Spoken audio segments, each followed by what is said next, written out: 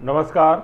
अपन पढ़े थे प्रतिशत। नेक्स्ट अपन देखते हैं क्वेश्चन नंबर 63। एक भिन्न के अंश में 200% की वृद्धि तथा उसके हर में 400% की वृद्धि करने पर परिणामी भिन्न 1/1/20 है ना, 1/1/20 प्राप्त होती है। तो मूल भिन्न क्या था?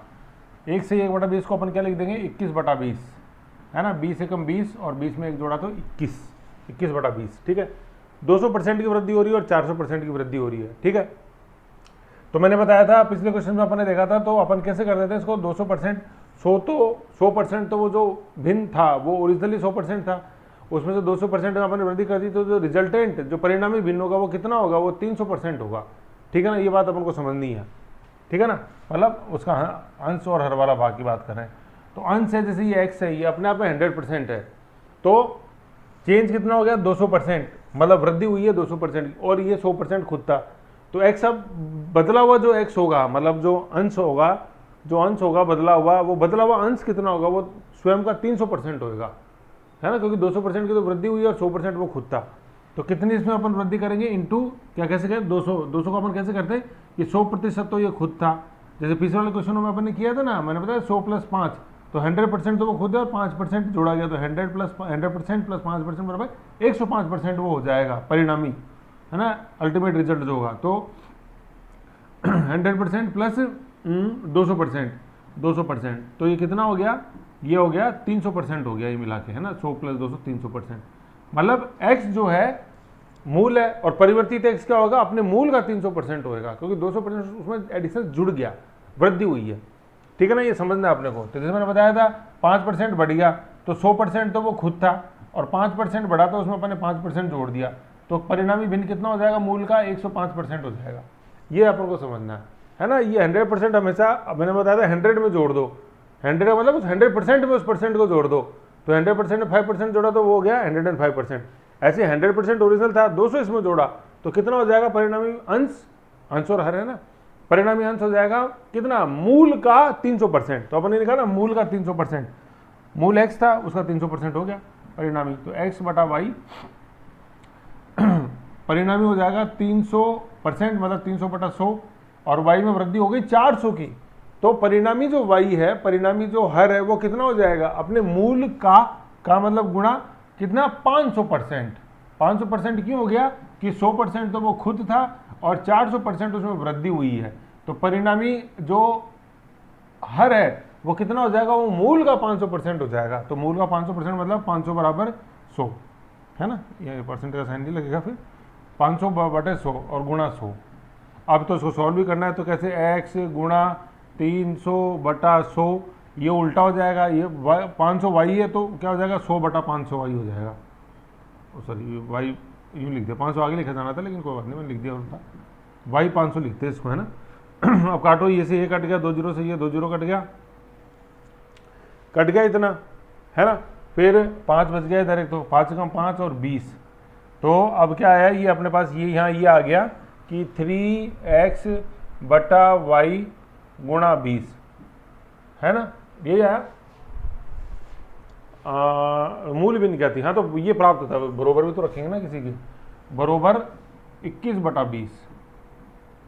ठीक है ना, बरोबर 21/20, तो गुणा 20 बरोबर 21/20, 3x है ना, 21/20, तो ये गुणा कर देंगे इसको अपन, तो 60 को अपन गुणा कर देंगे इस 20 से, तो ये क्या आ जाएगा? x/y बरोबर 60 गुणा, मतलब ऊपर तो रह जाएगा 21 और नीचे हो जाएगा 3 गुणा 2 60, और 60 को 20 से गुणा करेंगे तो 120, है ना, ये हो गया आंसर।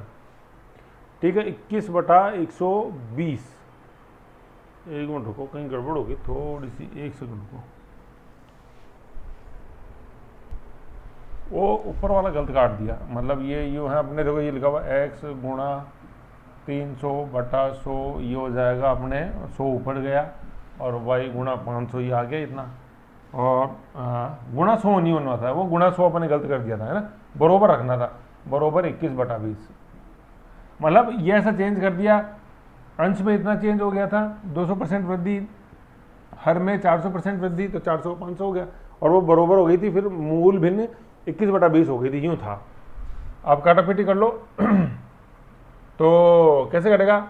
ये 00 से 00 गए, ये 00 से 00 गए, फिर ये 3 से ये इधर कट गया, 3 सत्ते 21, ठीक है। 5 से कट गया अपने 5 एकम 5 और 5 चौके 28, 5 चौके 20, है ना। अब 7 और 4 बच गया, तो अपना बचा x बरोबर y बरोबर x अपॉन वाई बरोबर 7/4, ये आ गया।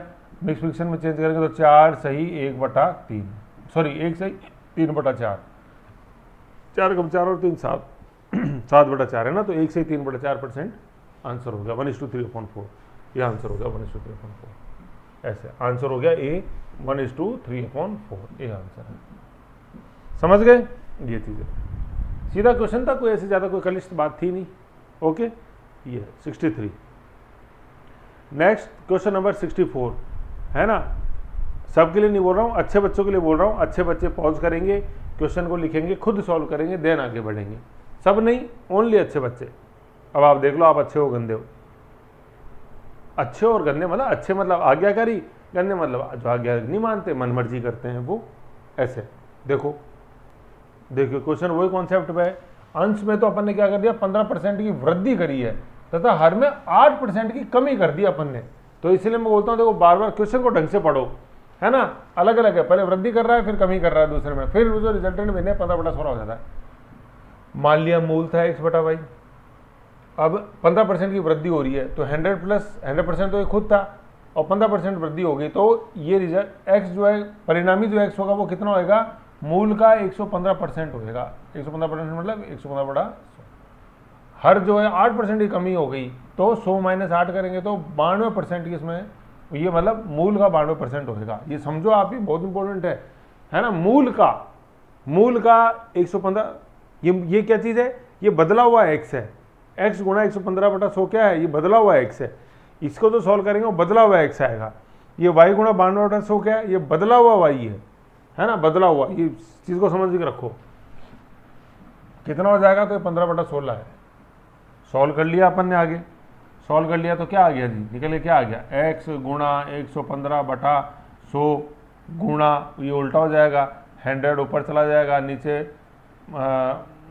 92 y लिखता हूँ, बार बार गलत आदत पड़ रही है, 92 y = 15/16। ठीक है साहब, ये काट दिया, 100 से 100 कट गया है, 5 से अपन ने काट दिया, 5 3 15, 5 दूनी 10, 5 एकम 5, 3 से काट दिया, 3 एकम 3, 3 सत्ते 21, 92 आ रहा है। ठीक है, इधर 4 से काट दिया, 4 चौको 16, 4 दूनी 8 और 4 3 12, इतना ही हुए काटा पेटी। बस फिर कटेंगे नहीं, 7 को 4 से गुणा कर, तो मतलब यहाँ तक क्या आ गया, ये 7x/y = 1/4, सॉरी 23y था ये, 23y, 23 ऊपर x/y क्या आएगा, 23, ये ऊपर चला जाएगा 23 और 7 4 से गुना हो जाएगा 28। ठीक है, ये आंसर आया 23/28। कहीं कहाँ गड़बड़ हो गई, 1 मिनट देखो, 115 92 काटापट्टी सही हुई है क्या, 15/16, 1 मिनट कहाँ गड़बड़ हो गई, 100 से 100 कट गया, 115, 5 3 15, 5 दूनी 10, हाँ यहाँ गड़बड़ होगी ना, 5 दूनी 10 और ये 5 3 15 था, ये ऐसे है, 5 दूनी 10, 5 3 15, 23, 23 5 115, फिर ये 23 से 23 कट जाएगा, ये ऐसे, ये 23 से 23 कट गया। ठीक है, फिर क्या निकल गया, 23 से 23 कट गया, तो अपने उधर तो 15 कट गया था, लेकिन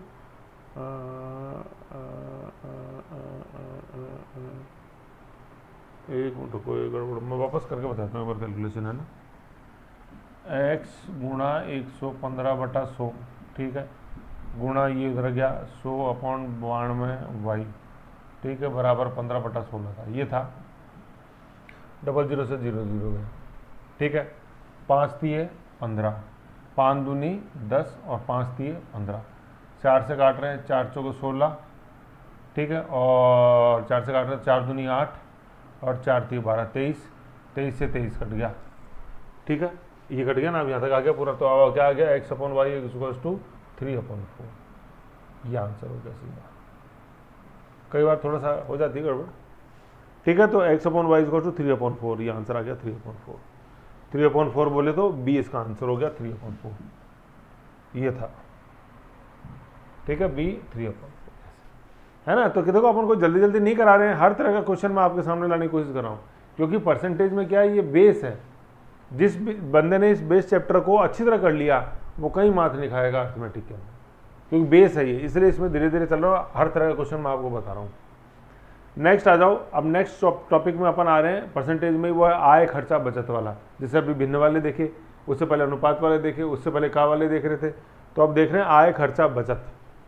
ठीक है, बिल्कुल नॉर्मल कॉन्सेप्ट है, कोई इसके अंदर ऐसे में परेशान होने वाली बात नहीं है। देखते हैं नेक्स्ट क्वेश्चन नंबर 65। इस 65 को जानने से पहले एक चीज़ समझ लो, अगर मेरी आय है 100 रुपये, बिल्कुल कॉन्सेप्ट बेसिक तो जान ही लो यार, ठीक है ना। आय 100 रुपये, उसमें से मैं खर्च कर देता हूँ, खर्च के लिए कई जगह लिखा रहेगा व्यय कर देता हूँ कितने, आय तो हो गई 100 रुपये, व्यय कर दिए मैंने, मान लो कंजूस हूँ मैं 20 रुपये, तो मेरी बचत कितनी हो गई, बचत कितनी हो गई 80। तो जो खर्च करता है वो कंजूस नहीं होता, वो समझदार होता है, क्योंकि उसकी बचत ज़्यादा होती है, भविष्य को देख के चलता है। ठीक है, तो आय खर्चा बचत ये चीज़ है, समझ गए। जो खर्च ज़्यादा करते हैं वो दिलदार नहीं होते, वो लापरवाह होते हैं, क्योंकि बचत मतलब भविष्य के प्रति तुम्हारा कोई ध्यान नहीं है। देख लो अपन कैसे, ठीक है। तो आय में से अगर अपन खर्चा माइनस कर दें तो बचत निकल के आती है। दूसरा, खर्चा और बचत को जोड़ दे तो आय निकल के आती है। तीसरा, आय में से अगर अपन बचत घटा दें तो खर्चा निकल के आ जाएगा। ये तीनों में से इक्वेशन अपन को ध्यान में रखनी। इजी है, क्वेश्चन में जैसे जैसे आगे गोरा गोता लगाएंगे अपने आप सबको समझ में आती जाएगी। चिल्लाता इसलिए भी नींद उड़ जाती है इससे कई बार आपकी थोड़ा ब्लर हो गया, एक मिनट। अब सही है, सही से चलो। Question number 65। एक व्यक्ति अपनी मासिक आय का 12% बचत करता है। देखो 12% बचत कर रहा है तो उसका मतलब खर्च कितना हो रहा है, 88% हो रहा है। यदि उसका मासिक खर्च 19,360 है तो उसकी मासिक आय कितनी है, मुझे नहीं पता भाई मासिक आय कितनी है। अपन ने मान लिया कि भाई अपन तो यहाँ देखो आप, बचत है कितनी 12%। तो अभी भी अपन ने देखा था यार कि बचा हुआ क्या होता है, खर्चा होता है, ये अपन को ध्यान में रखना है बस। ठीक है, अब तो जमीन में तो बचत ही होगी थी, वो 12% बचा तो खर्चा कितना हो गया 88% हो गया। ये हो गया ना, 100 हो गया ना। ये 100% का मतलब क्या होता है, आय। ठीक है ना, 100% का मतलब वो जो आय जो कुल है उसकी वो। तो ये बता रहा है कि उसका खर्चा जो है ना ये 19,360 था। तो खर्चा का मतलब क्या हो गया मेरे प्यारे बच्चों, ये 88% की वैल्यू अपने को दी हुई है।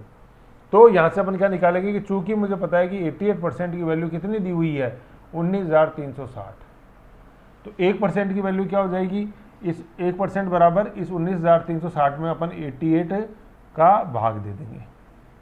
88% का नहीं, 88 का भाग दे देंगे, परसेंट तो इधर रह रहा है ना। और फिर ऐसे करके 100% कितने के बराबर हो जाएगी, इसमें उसको अपन 100 से गुणा कर देंगे। ठीक है, इतना आ गया।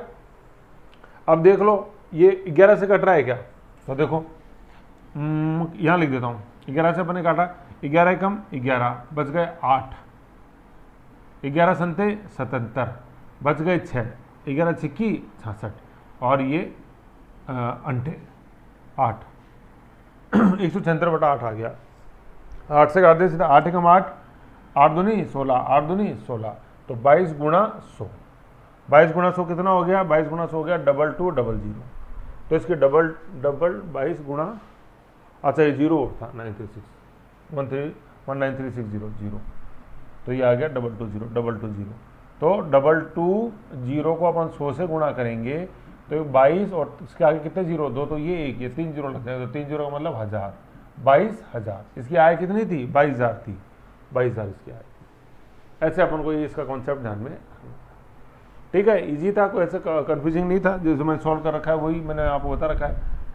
देख लो, बचत बराबर 12%, खर्च बराबर 88%, आय हो गई 100% बराबर आय। खर्च 88% का मान दिया हुआ, 88% का मान दिया हुआ 19,360, तो 1% का मान हो गया। 1 पे आने के लिए हमेशा भाग देते हैं, मैंने बताया, तो केवल 88 का भाग देंगे, 19,360 बटा 88। ठीक है, आया। फिर 11 से काटा, 11 × 88, 11 कम 11, फिर 11 कम 11, फिर बच गए 8, 11 से 77, फिर बच गए 6, 11 से 66, 66 और 0। 8 से काट दिया सीधा, 8 to 16, 8 to 220, 220 को 100 से मल्टीप्लाई किया तो 22,000, 22,000। ठीक है, इजी क्वेश्चन था, लेकिन इजी से ही अपने को कॉन्फिडेंस लेके आना है।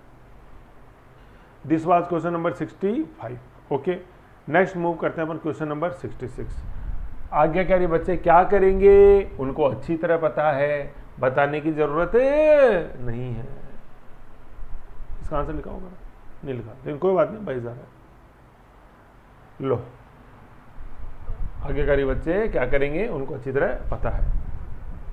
करो, पॉज करो और सॉल्व करो थोड़ा। देखो क्वेश्चन नंबर 66, राजू, कौन राजू बन गया जेंटलमैन।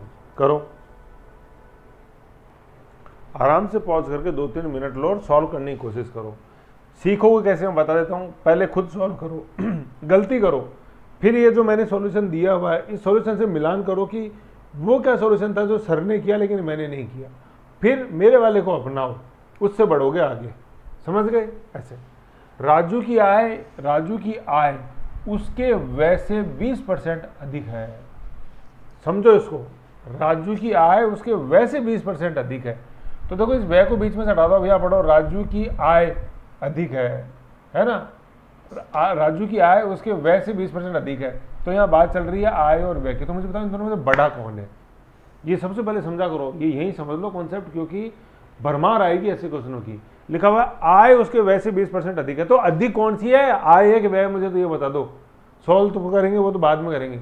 आय अधिक है, व्यय अधिक है, तो लिखा हुआ राजू की आय 20% अधिक है। समझ में आ रहा ना यहाँ?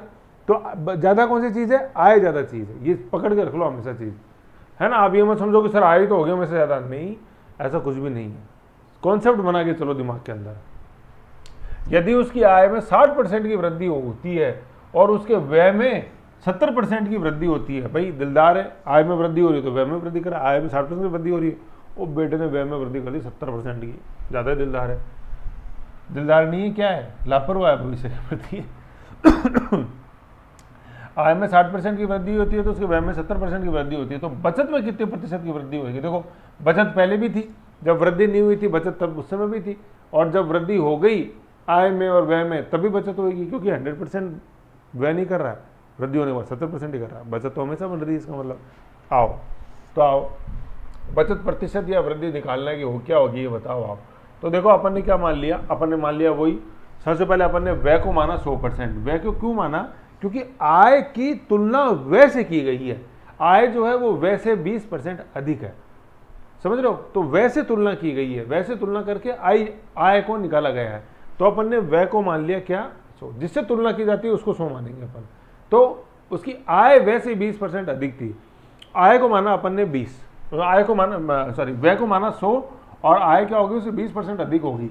तो देखो व्यय है 100, व्यय क्या है, व्यय है 100, ठीक है। आय क्या थी, आय 20% अधिक है, तो ये जो 100 है ये मैंने बताया था अपने आप 100% है। तो जो आय जो होगी वो होगी कितनी, वो परिवर्तित व्यय कितना होएगा, वो परिवर्तित व्यय स्वयं का 120% होगा। क्यों, क्योंकि वो 100% तो वो खुद ही है, तो इसको अपन क्या लिखेंगे 100% बराबर 20%। ये वो परिवर्तित व्यय है जिसको अपन आय बोल रहे हैं। आय क्या है, व्यय का 20% है, मतलब 120%, 100 प्लस ये। तो कैसे निकलेगी, अब ये 100 तो ये आय थी, ठीक है, उसका अपन क्या निकाल देंगे 120% निकाल देंगे, तो क्या वो परिवर्तित व्यय आ जाएगा जिसको कि अपन आय बोल रहे हैं। आय जो है व्यय का कितना है 20% ही तो है, मतलब 20% ज़्यादा है, तो 20% ज़्यादा मतलब 120% है वो व्यय का, ठीक है ना। ये 100 प्लस 20%, तो ये 0 0 कट गया, तो आय कितनी है 120 है, ठीक है, ये आय 120। अब इसको पढ़ो, मैंने बताया था तो आय और व्यय में से अधिक कौन सा है, शुरू में लाइन पढ़ाई थी, तो आय अधिक थी तो आ गई ना, 20 अधिक आ गई, और ये 20 क्या है, ये 20 100 का 20% है, ठीक है। बचत यहाँ कितनी हो गई, आय माइनस व्यय, बचत हो गई 20, ठीक है, बचत हो गई 20, आय में से व्यय घटा दिया। आय में वृद्धि हुई 60%, कहने का मतलब आय जो ये 120 थी, ये परिवर्तित आय कितना हो जाएगा 160% हो जाएगा मूल का।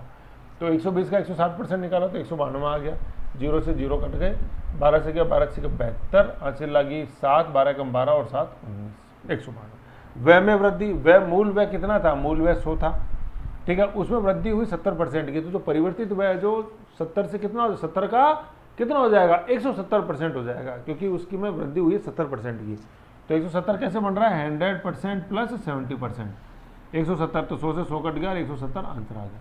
अब परिवर्तित जो बचत है वो कितनी है, परिवर्तित आय हो गई थी 192, और परिवर्तित व्यय था 170, तो सीधी सी बात है बचत हो गई 22 की। बचत कितनी होगी 22 की। तो पहले बचत कितनी थी 20 थी, नई बचत हो गई 22। तो वृद्धि हुई है कमी हुई है बचत में? वृद्धि हुई है। कितने की? 2 की हुई है। बचत में वृद्धि 2। और ये बचत में जो वृद्धि हुई है इसका प्रतिशत निकालना है। तो प्रतिशत कैसे निकालते हैं अपन? जो भी चेंज हुआ है वो घटाया बड़ा, जो नीचे का लिखते हैं मूल लिखते हैं। मूल बचत कितनी थी? मूल बचत 20 थी, गुणा 100, काट देंगे 10, काट देंगे ये, तो 10% की वृद्धि हुई है यार, 10% इंक्रीज हुई है क्या? बचत। क्वेश्चन में ये पूछा, देखो क्वेश्चन में लिखा हुआ था क्या कि वृद्धि हुई है कमी हुई है। तो देखो ऐसे क्वेश्चन में दोनों ऑप्शन मिलेंगे, 10% घटा है या 10% बढ़ा है। तो आंसर क्या है? आंसर इज सी, 10% बढ़ेगा। ठीक है ना, लिखा हुआ 10% इंक्रीज, सी। ठीक है, तो answer is C, 10% increase. Okay, easy था, कुछ नहीं था ऐसा। क्वेश्चन नंबर 67, क्वेश्चन नंबर 67 आओ। अच्छे बच्चे क्या करेंगे? वेरी गुड, आ जाओ। क्वेश्चन नंबर 67, एक आदमी अपनी आय का 75% खर्च करता है, तो मतलब 25% बचाता है। उसकी आय में 20% की और उसके व्यय में 10% की वृद्धि हो गई। आय में भी वृद्धि हुई है और व्यय में भी वृद्धि हुई है, लेकिन आय में 20 की हुई है और व्यय में 10 की हुई है, होती है। उसकी बचत में प्रतिशत वृद्धि ज्ञात करें। बचत पहले भी हो रही थी, है ना, 25% खर्च कर रहा है तो 75% खर्च कर रहा है तो 25% बच रहे हैं, और यहाँ भी बच रहे हैं, है ना, क्योंकि 20% वृद्धि हुई है तो उसके व्यय में 10% की वृद्धि हुई है। तो बचत दोनों जगह हो रही, तो बताओ बचत में जो प्रतिशत वृद्धि बताओ। ठीक है, कितनी? तो अपन ने क्या मान लिया, देखो मेन आय थी, यहाँ सॉल्यूशन बताता हूँ। जो मूल आय थी वो थी अपने 100, मूल आय थी 100, मूल आय थी 100, खर्च था 75, बचत हो गई 25, है ना। 100 थी, 100 का अपन 75% निकालेंगे तो 75, बच गया जो शेष वो 25, उसकी बचत है। आय में वृद्धि हो गई, आय कितनी हो गई थी? 20% की वृद्धि हुई थी। तो 100 तो मूल थी, 100 का परिवर्तित आय जो वो क्या है, मूल का 120% हो जाएगी, तो कितनी हो गई? 120। व्यय में वृद्धि कितनी हुई थी? व्यय में वृद्धि हुई थी 10% की, तो मूल व्यय जो था 75, वो कितना परिवर्तित व्यय मूल का कितना हो जाएगा? 110% हो जाएगा। तो 75 का 110% अपन करेंगे, 0 से 0 गया, 75 को 11 से गुणा किया तो अपन ने 5, मतलब कोई भी चीज़ देखो ये 75 है, इसको अपन को 11 से गुणा करना है तो क्या होता है, मतलब यहाँ ऐसे अपन को इनको जोड़ते हुए चलना है। तो पहले तो 5 का 5 लिख दो, 7 और 5 12, ये सीधा ऐसे आ जाता है, समझ गया? 7 और 5 12, सॉरी 7 और 5 12 12 1, 7 और 5 12, फिर हासिल लगी 1, अब सिर्फ सीधा एक लास्ट वाले के ऊपर लिखेंगे, यहाँ 7 था तो ये हो गया 8। समझ गए? किसी को भी अपन को 11 से गुणा करना होता है, जैसे 625 है, इसको 11 से गुणा करना है तो यूँ ऐसे जोड़ते हुए चले जाओ।